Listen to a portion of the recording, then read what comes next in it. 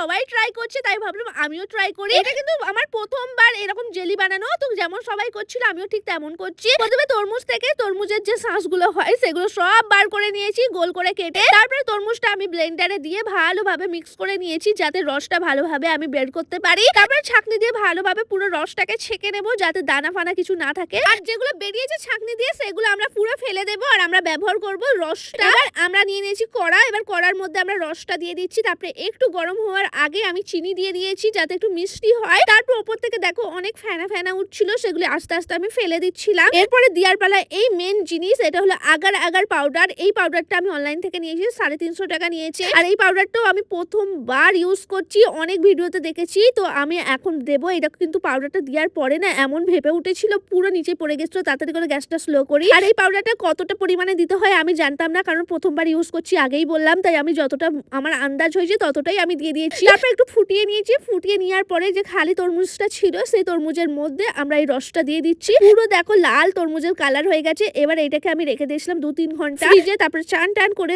উঠে তারপরে এখন ফ্রিজ থেকে বার করেছি। আর দেখো এই পুরো এটা শক্ত হয়ে জমেও গেছে। এবার চলো কেটে দেখি কেমন খেতে লাগে। তো কেটে দেখলাম পুরো তরমুজ লাগছে। আমার বড় তো দেখে অবাক হয়ে গেছে, বলছে খুবই সুন্দর লাগছিল দেখতে। তারপরে চলো এবার এটাকে খাবো। তার আগে ছোট ছোট পিস করে নিই। আর পুরো দেখতে পুরো তরমুজ লাগছে, তাই না? তো খেয়ে দেখলাম পুরো জেলি জেলি লাগছিল, ঠান্ডা ঠান্ডা, খুবই সুন্দর খেতে লাগছিল। তো তোমরা কোনোদিন এই তরমুজের জেলি খেয়েছো নাকি কমেন্ট করে বলবে। আর না খেয়ে থাকলে এরকম ভাবে আমার মতন বানাতে পারো বাড়িতে, এত সুন্দর।